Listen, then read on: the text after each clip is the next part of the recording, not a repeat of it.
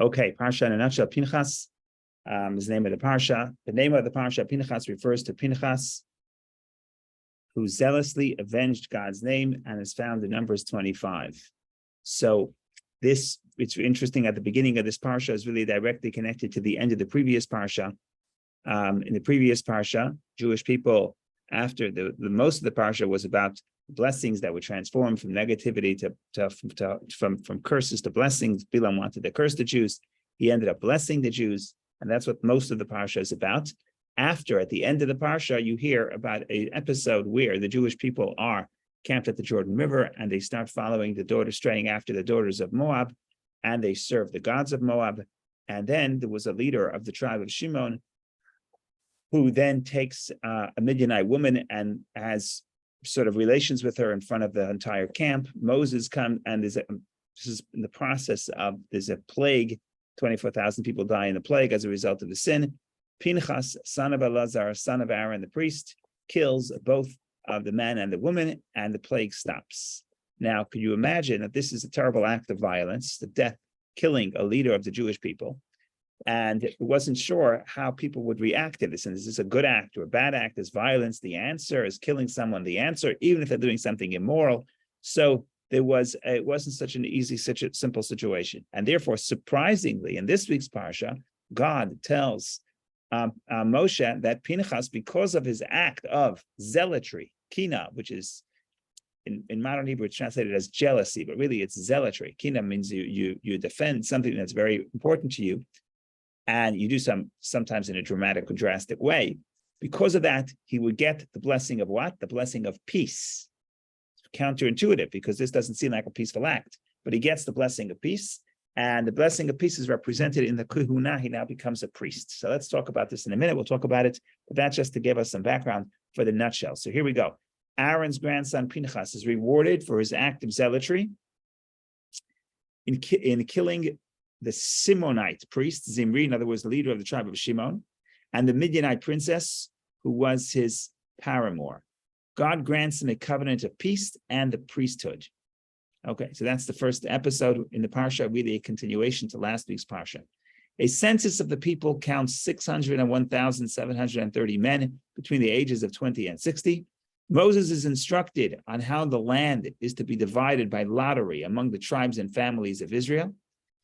Another interesting episode is the 5 daughters of Tzalafchad petition Moses that they be granted the portion of the land belonging to their father who died without sons. God accepts their claim and incorporates it into the Torah's laws of inheritance. So here you have, this is actually there's one of 2 commandments that were initiated by people, both in the book of Numbers. The first is the mitzvah of the second Passover. There were people who were impure and they couldn't bring the Passover offering at the first anniversary of the Exodus. So they ask Moshe, why should we miss out? And Moshe asks God, and God says, yes, there'll be another opportunity to bring the Pesach offering. Pesach Sheni, a month later, if you were not able to bring the first Passover, you could bring the second Passover. So that was one mitzvah initiated by the people. And the second one is this one, the daughters of Tzalafchad. At that point, the law of inheritance is that the field goes, the person passes away, the inheritance, or certainly the ancestral inheritance, the land in Israel, goes to the sons. This person died, Tzalafchad dies without sons. The daughters say, we want the land, and that becomes the law. Okay. Moses empowers Joshua to succeed him and lead the people into the land of Israel. The Parsha concludes with a detailed list of the daily offerings and the additional offerings brought on Shabbat, Rosh Chodesh, first of the month, and festivals of Passover, Shavuot, Rosh Hashanah, Yom Kippur, Sukkot, and Shmini Atzeret.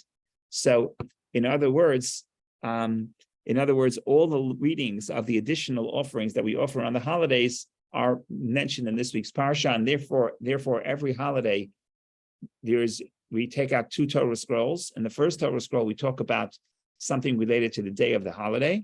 And the second Torah scroll, we read Maftir, an additional reading from this week's Parsha. We read the offerings offered on these days.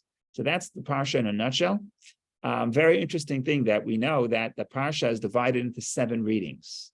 And there's a very ancient custom but it becomes a Chabad custom because the Chabad rabbis always emphasize this, is that every day of the week to study one portion of the Parsha. So on Sunday, you read the first reading, Monday, the second reading, etc. Okay, now, today is Thursday, I think. Yeah, today is Thursday. So on Thursday, we read the fifth reading. What is the first reading discussed? Fifth reading discussed. The fifth reading starts the laws of the offerings, but it starts with the daily offerings.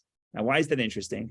Because today, Thursday, as I mentioned earlier, before we went on the recording, today is the 17th of Tammuz. One of the things that happened on the 17th of Tammuz is that they stopped offering the daily offerings because there was a siege around Jerusalem, and at a certain point they run out of animals, and there's no more tamid, there's no more daily offerings. And today we read about the daily offerings. Now, we know that the sages say anyone who studies the laws of the daily offerings of any offering, anyone studies the laws of offerings, Hashem considers it as if he offered the offerings. In other words, the power of the Torah, when we study these ideas in the Torah, we can actually substitute for the actual offering of the offerings. So the point here is that it's interesting that today, we mentioned, today is the fast day, we mourn the destruction, but the purpose is not to wallow in the destruction, the purpose is to motivate greater growth.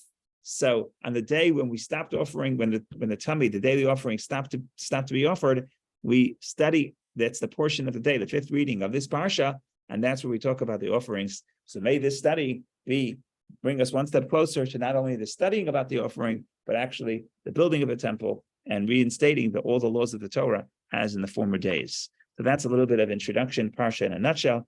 Now there's a lot to talk about. The question is what to talk about and where to begin from and where to go to. So that is the big question. Any comments or questions? If you want to talk about something specific or something specific was interesting to you, please share. Otherwise, we are going to can start from the beginning and see where we end up.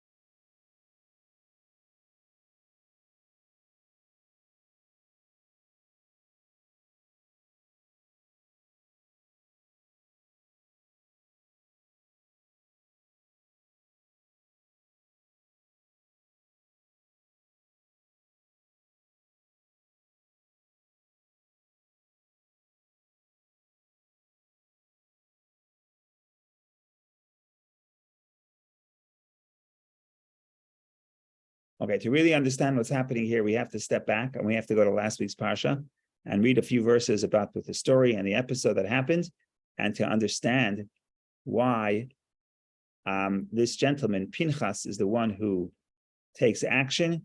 And what is glaring is Moses. Where is Moses? How come Moses doesn't respond in this entire story? So we're going to think about that. And so we're going to jump to last week's parsha, the end of last week's parsha, the seventh reading. What was the story? The story is, I'm just going to read the verses, a few verses. Numbers chapter 25. I'm going to skip the shaded docs with his Rashi. Israel settled in Shittim, and the people began to commit harlotry with the daughters of the Moabites. They invited the people to sacrifice to their gods, and the people ate and prostrated themselves to their gods. Israel became attached to Baal Peor, which is the idol of the Moabites, and the anger of the Lord flared against Israel. The Lord said to Moses, take all the leaders of the people and hang them before the Lord, facing the sun, and then the flaring anger of the Lord will be removed from Israel. In other words, kill the leaders of the sinners. Moses said to the judges of Israel, each of you shall kill the men who became attached to Baal Peor. Then an Israelite man came and brought the Midianite woman to his brethren, before the eyes of Moses and before the eyes of the entire congregation of the children of Israel, while they were weeping at the entrance of the tent of meeting. So he brings the Midianite woman. The verse continues, Pנחas, son of Elazar, son of Aaron the Kohen, saw this, arose from the congregation and took a spear in his hand. He went after the Israelite man into the chamber and drove it through both of them, the Israelite man and the woman, through her stomach, and the plague ceased from the children of Israel. Those who died in the plague numbered 24,000. Okay, so that's the general story, but we're missing some of the backstory that Rashi from the Medrash and the Talmud fills in. So first of all, verse 6, that tells you an Israelite man came. Torah doesn't tell you who the Israelite man was. Rashi from the Talmud is going to tell you, but it's not that Rashi is relying on some secret tradition. The next parsha, in our parsha, the Torah tells us exactly who the man was, and tells you that it was the Nasi Beitav. He was the leader of a home, of a patriarchal home in the tribe of Shimon. So we know who this man was. It's interesting that in verse 6, and this parsha doesn't say who it is. It waits for the next parsha. That's another story. Let's read a few Rashis. Then the Israelite man came. The tribe of Shimon, Simon, gathered around Zimri, who was their prince. And they said to him, we have been sentenced to death, yet you sit here and remain silent, etc., as it is related in the chapter of Elu Ha-Nisrafin in Sanhedrin, chapter 82. In other words, what Rashi is telling you, according to the Talmud, is that most of the sinners were from the tribe of Shimon. How do we know? Because later there's going to be a census, and we're going to compare this census to the census that happened earlier in the book, and we see that there's the camp that lost the most people was Shimon. With the tribe that lost the most people was Shimon. So that leads us to tell you that most of the people who died were from the tribe of Shimon. Now, tribe of Shimon come to the leader, and they say, we're being sentenced to death. Moses says, kill all the people who sinned. What are you doing for us? You're the leader. Okay, so this is a very powerful claim. What do they do? So now you understand. You puts it in a different light. What the leader then does and goes and takes a Midianite woman. It looks like on the surface he's actually performing an act of leadership. He wants to protect his tribe, and that's what he does. Cusby, the Midianite woman, Cusby, the daughter of Tzur, as we'll see later in this week's parsha, he brought him before the eyes of Moses. They said to him, Moses, is this one forbidden or is she permitted? If you say she is forbidden, who permitted for you the daughter of Jethro, as is stated there? So now what happens is that Phinehas, Zimri, the tribe of Shimon, the leader of the tribe of Shimon, tells Moshe, are you allowed to marry this woman? If you say you are not, because she's not Jewish and she's an idol worshiper, a pagan, she's a leader of a family of a tribe in Midian. How could you marry your wife? Your wife was also a Midianite. Of course, that is a little bit demagogy, because, of course, Moshe's wife converted and accepted Judaism and was at Sinai, etc. But here, what he does is, this leader wants to defend his people. He says, I could marry this woman, because if Moshe could marry his wife, who's a Midianite, I could marry this woman. Now, Moshe can't say anything at this point, because this guy was very clever, because what he did was he sort of made Moshe a party here, and now Moshe is biased, because whatever Moshe is going to say, it's to defend Moshe's own actions. So by questioning Moshe's own action, what happens here is that now Moshe is sort of neutralized. Moshe can't really do a thing, and that's why you have space, and that's what Phinehas steps in. So let's read the next Rashi. While they were weeping, so all the people were weeping, the law that anyone caught bidding with a non-Jewish woman is to be executed by zealots eluded him. There's a law that if somebody has relations with a non-Jewish woman in public, in the open, as an act of rebellion against the people, then the zealots will kill him. In other words, he's not guilty of death. It's not a sin that's guilty of death. But if there's a zealot who wants to kill that person because of the public nature of the act, that would be permitted. That's the halacha that was passed on. At the incident of but it eluded him. Moshe forgot about this. Therefore, they all burst out weeping because they had nothing to respond.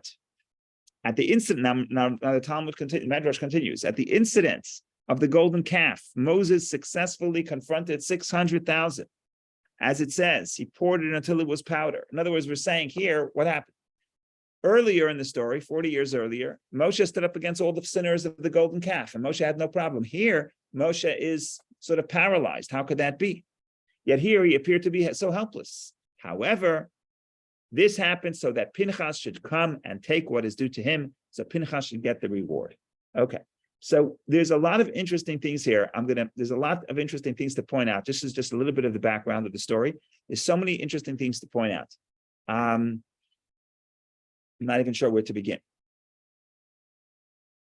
One interesting thing to think about is when you look at these two people, Phinehas versus Zimri. Phinehas is the grandson of Aaron who went and he killed Zimri, the prince of tribe of Shimon, and the Midianite woman, and you look at these two leaders and say, which leader acted out of kindness or out of peace or out of kindness? So I don't know what you would say, but there's an argument to be said that actually what Zimri did was very kind. Remember, what he did, he had no interest in marrying this woman per se. He just did it to defend his tribe. Remember, his tribe came to him and his tribe said, we're being killed. You have to do something to defend us. So he stands up to defend his tribe. He should actually get a medal for defending his tribe. Meanwhile, Pנחas, what does Pנחas do? Pנחas comes and kills a leader of the Jewish people. It's sort of an act of aggression, an act of violence, an act of cruelty. So when we read the story, if we wouldn't know the opening statement of this week's parsha, which I admit is a little bit surprising, we look at this this story. There would be room to say that Zimri is the sinner, is really the kinder leader, and Pנחas is the villain. And in some sense, that's actually what the people of the Jewish people told Pנחas. They did not approve of what Pנחas did. So if you look at this week's parsha, the opening verse in Rashi second verse says the verse, Pנחas. So let's start from the beginning. The Lord spoke to Moses saying, Pנחas, son of Elazar, son of Aaron the Kohen, has turned my anger away from the children of Israel by his zealously avenging me among them, so that I did not destroy the children of Israel because of my zeal. In other words, in fact, Pנחas saved. He killed one person. Yes, he killed one person, or two people, I should say, but he saved the rest of the people, because otherwise the rest of the people, of the Jewish people, will be punished with the plague, and Pנחas stopped the plague. Says Rashi, why do you have to say Pנחas, son of Elazar, son of Aaron the priest? We already know he was the son of Elazar, the son of Aaron. How do we know? First, we said it many times, including the page before, the previous story. When the story actually unfolded, we said who he is. So why does the Torah have to reiterate and emphasize his lineage? That's the question of Rashi. Says Rashi, since the tribes were disparaging him. In other words, all the tribes saw Pנחas and they made fun of him. They said, have you seen the son of Puti, whose mother's father Jethro fattened calves for idols, and who killed the chieftain of the Israelite tribe? In other words, what do the people say? The people say, this guy, who's this guy? Pנחas, he's a nobody. If you have to put him down, we'll go back to his grandfather. His grandfather fattened cows for idol worship. In other words, he fattened cows to make the cows fat so then you can offer it to the idols. And now he went and killed a tribe of Israel, a leader of the tribe of Israel. So what does the Torah do? For this reason, Scripture traces his pedigree to Aaron. In other words, Scripture says, yeah, you're talking about one grandfather, but he has another grandfather, son of Elazar, son of Aaron. Now we know that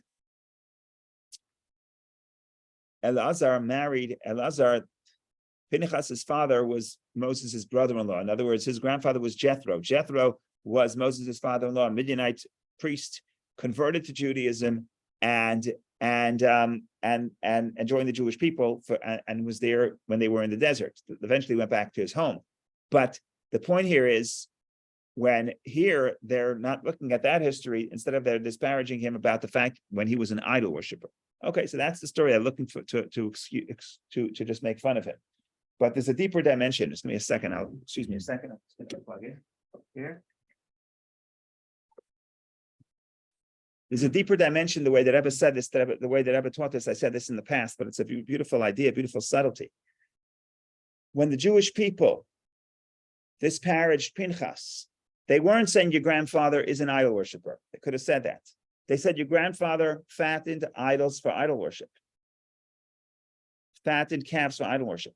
In other words, your grandfather was cruel. In other words, fattening an animal for slaughter is an act of cruelty. So they weren't talking about the idol worship. They were talking about the cruelty. And they were saying, what you're presenting yourself as a zealot and you want to defend God and therefore you're killing the sinner. That's not why you did it. You did it because you are a cruel person. That was the claim of the people of the Jewish people against Pנחas. And they actually looked back and they said, Zimri, who sinned in order to defend his people, that's an act of kindness. And that's what people thought. And that's why the verse says, no, he's the son of Aaron. Aaron, we know, was the epitome of kindness. And therefore, God also says in the next verse, therefore, God says, verse 12, therefore say, I hereby give him my covenant of peace, and it shall be for him and as for his descendants after him, an eternal covenant of kehuna, priesthood, because he was zealous for his God and atoned for the children of Israel. In other words, what God is saying is that it may be a little bit counterintuitive, but in some cases, the act of violence is really an act of peace. So that's a little bit about that parsha. I just want to say one more thing about that, and then we can move to another story. Why wasn't Phinehas the priest? He was the son of the priest, and his father was a priest, and his grandfather was the high priest, right? Phinehas, son of Elazar, son of Aaron, the high priest. So why wasn't Phinehas a priest? It says here, finally, here it says that God says, now I'm giving him the blessing of my covenant of priesthood. Why wasn't he a priest up to this point? That's the question.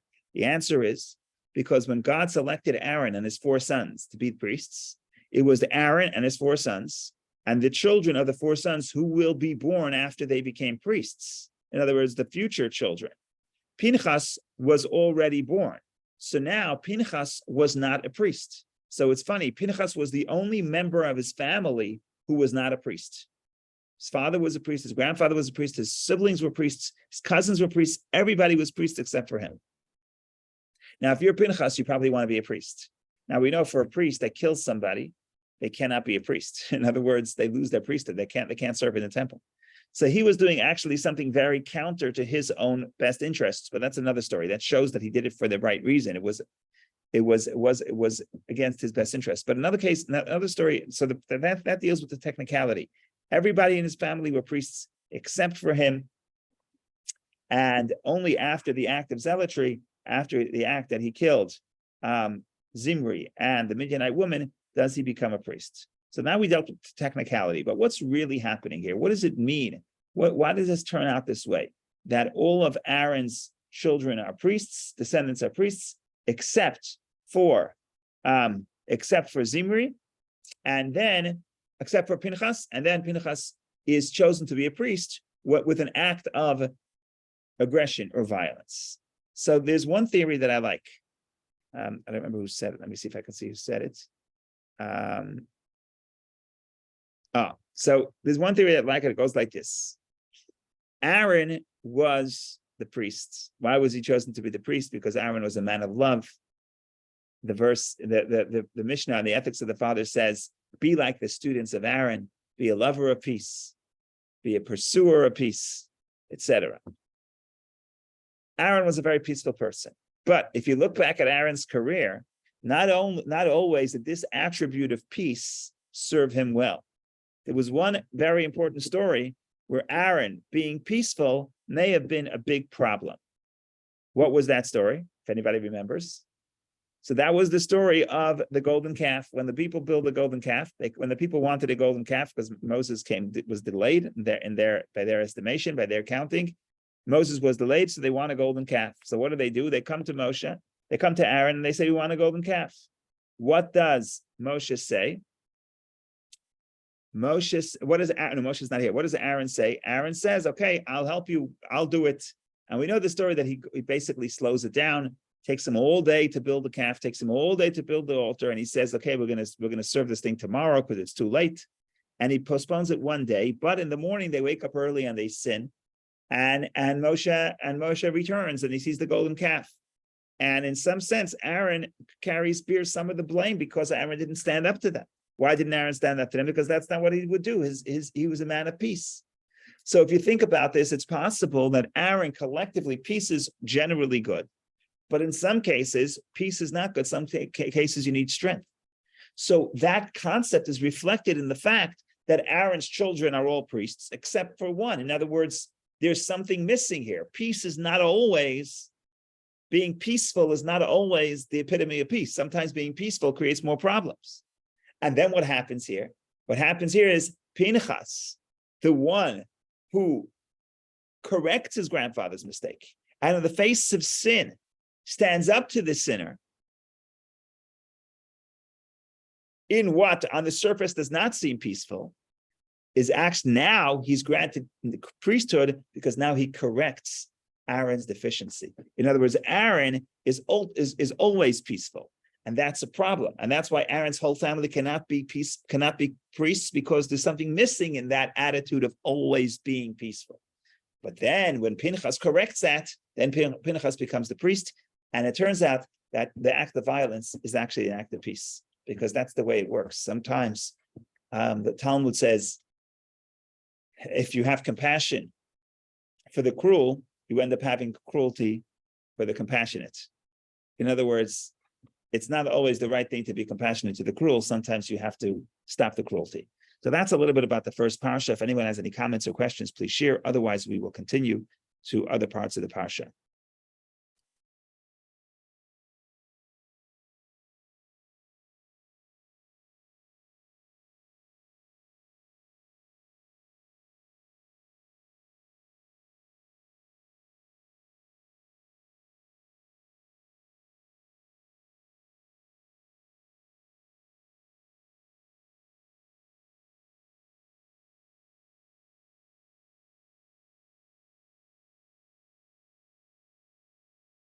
Okay, let's think about the story of Moshe asking God to appoint a successor.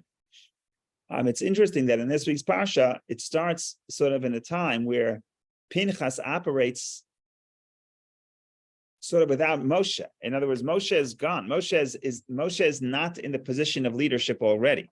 He's still here, of course, but he was not able to lead in this question because of, like I said, because Phinehas, because Zimri, the leader of tribe of Shimon, cleverly brings in Moses and makes it about Moshe. So now Moshe cannot say anything, because that would be seen as if Moshe is doing it for his own personal perspective.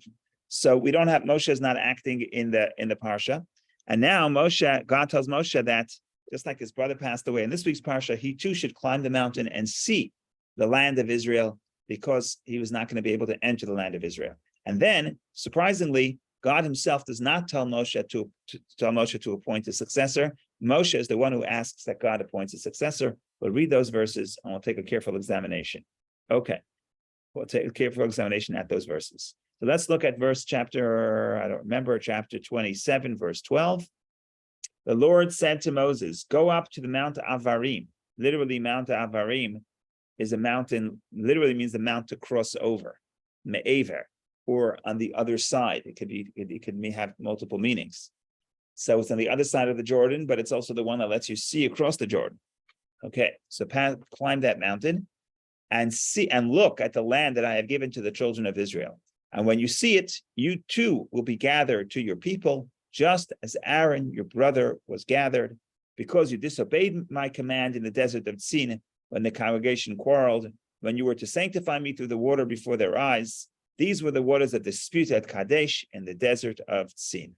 Moses spoke to, so that's what God says. God says, you go climb the mountain, take a look, and you'll be able to see the land, but you're going to pass away east of the Jordan. You're not going to cross the Jordan River.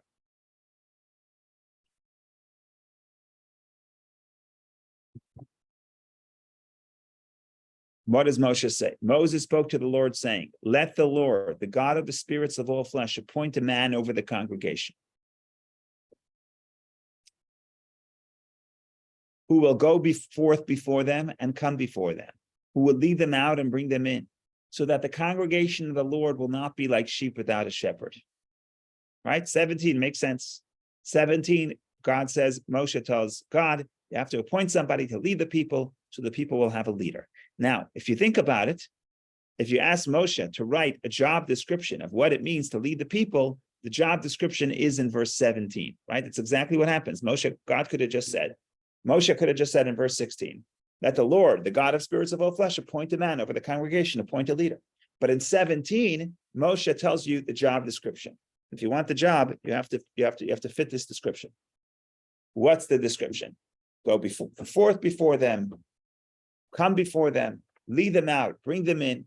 So the congregation of the Lord will not be like a sheep without a shepherd. The Lord said to Moses, take for yourself Joshua, the son of Nun, a man of spirit, and you will lay upon your hand upon him, samachta, Literally, samachta is to lean your hands upon him. That's a symbol of giving him, appointing that person. Verse 19, you shall present him before Elazar the Kohen. See, Aaron already passed away, so now the high priest is Elazar, Aaron's son, and before the entire congregation, and you shall command him in their presence. You shall bestow some of your majesty upon him. That's very interesting. That shows that Joshua is not in the same level of prophecy as Moses. We know that the Torah later is going to say no other prophet stood up like Moses. So here it's alluded to in the fact that he says mehotcha, you shall bestow some of your majesty upon him. May is from. Literally, you shall give from your majesty, from your ray upon him. From means some, not all. So that all the congregation of the children of Israel will take heed. Says Rashi, some of your majesty, but not all your majesty. Thus we learn that the face of Moses was radiant like the sun, whereas the face of Joshua was like the moon. So the moon also gets light from the sun, but of course it's far more diminished. So that is the description of the difference between Moshe and Joshua. But verse 21 is actually a very important verse. He shall stand before Elazar the Kohen and seek counsel from him through the judgment of the Urim before the Lord, right? One of the things we know is that the high priest had the plate on his chest with the 12 tribes of Israel inscribed on the names of the 12 tribes of Israel inscribed on the 12 stones. And therefore you had all the Hebrew alphabet on the 12 stones. And one form of prophecy is when the king had a question what to do, he would come to the high priest, and the high priest would sort of look down and see the letters of the choshen, of the plate, of the breastplate shining up, lighting up in his mind in prophecy, and he would see what the message would be. So in other words, Elazar, basically we're saying you have Joshua, you're going to put your hands upon him, you're going to give some of your radiance upon him, but if he has a problem, he'll go to Elazar the high priest and he'll ask the Urim. The Urim literally comes from the word light, but it's the name of God that was inscribed within that the breastplates. Okay, let's continue. By his word they shall go, by his word they shall come, he and all Israel with him and the entire congregation. And that's exactly what Moshe did in verse 22. He selected Joshua, placed him before Elazar, he placed his hands upon him, and as Hashem has commanded. Okay, so when you read it this way, it seems like Moshe requested something, and God told Moshe, yes, do exactly what as you say. That was a very good suggestion. So that's enough. We can continue. We can get past this parsha if we need to. However, if you take a little deeper look, there's a lot to think about, especially in verse 17, which is the verse that Moshe describes what a leader is. So that's interesting. But also another interesting thing, avenue for exploration, is if you look at what Moshe suggested and what God suggested, and maybe you will see that in fact God did not accept Moshe's suggestion as for what is a proper job description for the leader, right? So 17 is Moshe's description. What do you see in 17? Who will go forth before them and come before them, who will lead them out and bring them in, so that the congregation of the Lord will not be like a sheep without a shepherd. Who does 17 describe? It describes Moshe. Moshe did everything. He went to Pharaoh, came before Pharaoh. Whenever there's a problem, Moshe was there in the lead, dealing with the problem almost alone. Many times he tells the people, don't have to, God will take care of it. Moshe is doing it. The people are not involved in the leadership at all. And then it says, the congregation of the Lord will be not be like a sheep without a shepherd. So the relationship between the leader and the people is like a sheep and a shepherd. And the sheep make no decisions whatsoever, right? The shepherd does everything. And we know that Moshe, the Medrash talks, we know Moshe was a shepherd. Even before he got his job of leading the people, he got training. And the training was he was a shepherd. He shepherded the sheep of his father-in-law Jethro, as the Torah explicitly states in the book of Exodus. And the Medrash says that Hashem saw how Moshe was so loyal to his sheep. And he said, somebody so loyal to sheep could be loyal to people. Let me make him the shepherd for my people.